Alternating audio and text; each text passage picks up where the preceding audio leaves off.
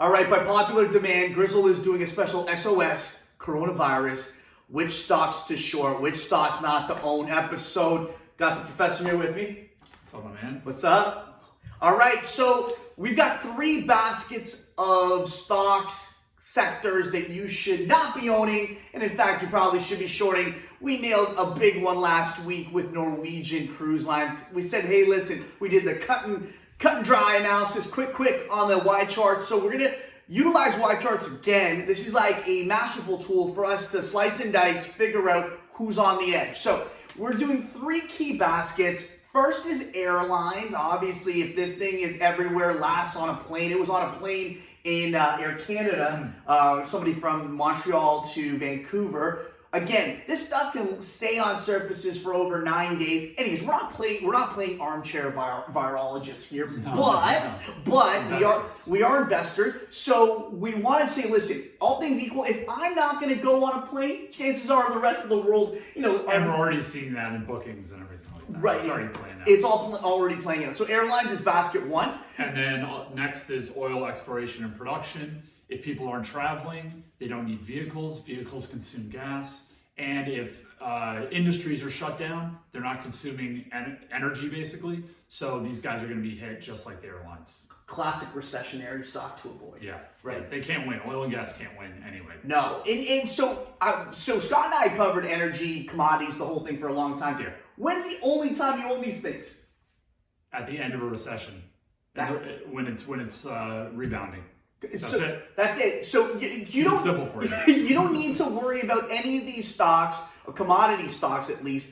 When should I get long now? Should I get no? Wait for the whole thing to be blood on the streets. Trust me, we spent 10, 12 hours a day doing this. What a waste of time. Okay, don't waste your time. No. Just buy on the rebound. Exactly. You'll be fine. So, but we're right now we're gonna be highlighting names that are at risk. But then the final category is cruise lines. Much the same angle as airlines, obviously, and we crushed it on the Norwegian Cruise Lines. Again, what they're doing, I think they had a cruise line out in China where they're taking they had the healthcare workers, doctors, nurses, etc., from the Wuhan hospitals. They're putting them in a cruise line to keep them away from everyone. The floating house of horrors. Terrible. I want to know which cruise lines these are, which boats. They should have the scarlet letter on them. Yeah. Because when you get quarantined, right, it's for everyone outside the cruise ship. It's not for you. You're all getting sick. Yeah, 100%. It's not good. So we're going to go through each of these buckets, but let me lay out the screen for you. It's a very straightforward screen, but it's based on financials. This is really where understanding fundamentals really comes into play here. So we screened on really 3 key factors. First was net debt to EBITDA. So this is just financial leverage over operating income. This is probably the most standardized, go-to measure for understanding how leveraged the company is, how at risk they are for financial bankruptcy, etc.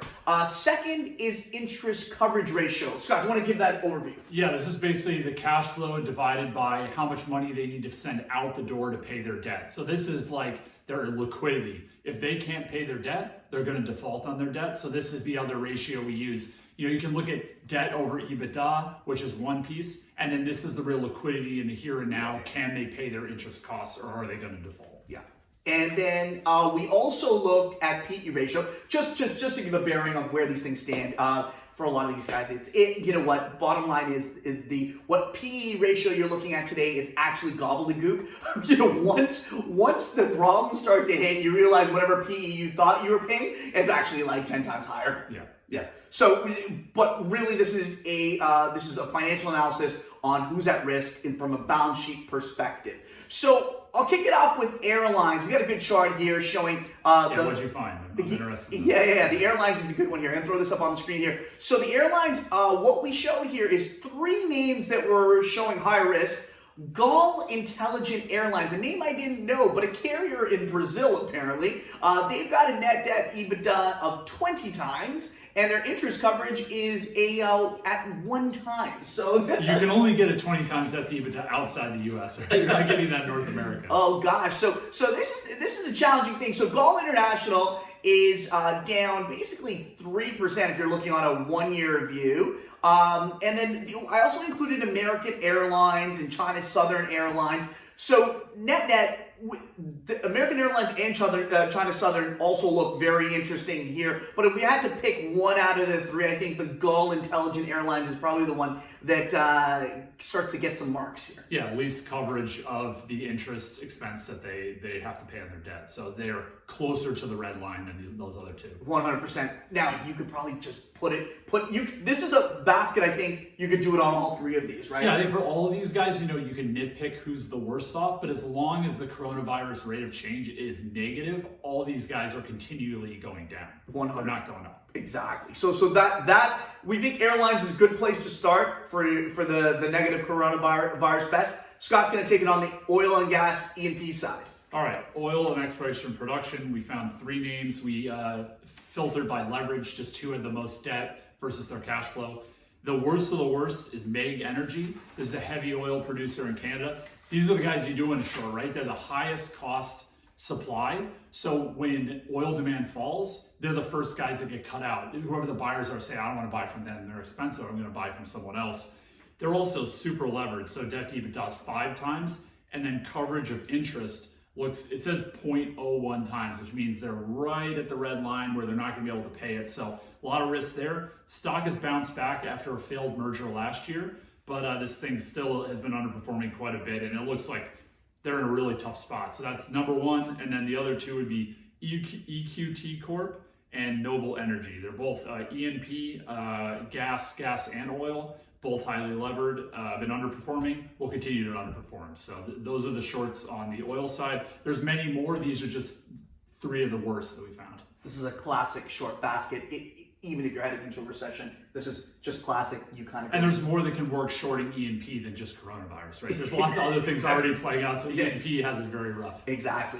Now on to the final coronavirus basket, number 3, cruise lines. And this is where if you're following us, and do follow us on Twitter, and follow us on YouTube, follow us, because we're laying out the hits every week. So we were short Norwegian Cruise Lines. We bought the puts for $1. These are a month out puts. Now they're trading. When did you buy them? We bought them on Wednesday. Oh, nice. Yeah. So not that long ago. No. So literally, we got a 5-bagger in less than 4 days. So they bought them at $1, and now they're trading at $5. But so again, we're looking at the 3 key ones here: Norwegian Cruise Lines, Royal Caribbean, and Carnival. So the reason we picked Norwegian is that they had the highest net debt to EBITDA at 3.6 times, and they also had the lowest interest coverage at 4.3 times. So again, this is a challenge space. We were just looking for the one that was the weakest.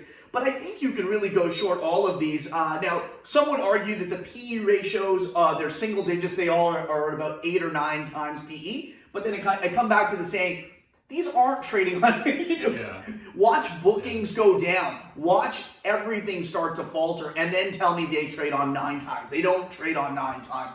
The metrics on these stocks are going to get far worse. We're looking for the ones that have some level of insolvency risk here. Yeah. So it's not rocket science to say, oh, we should short cruise lines and airlines, when there's coronavirus everywhere.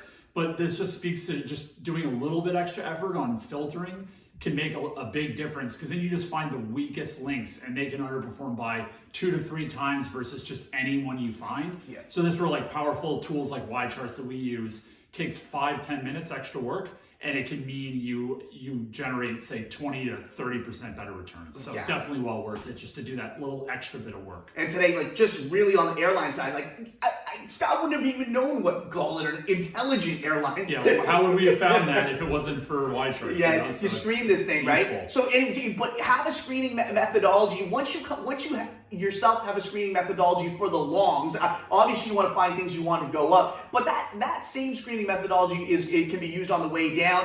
It's your tool to just work through all the noise that is the capital market. You can only go through so many charts at a time. When you start to quantitatively filter, that's when you start to win. We'll keep you guys posted. The coronavirus special episodes will keep coming. Keep following us. Let's go.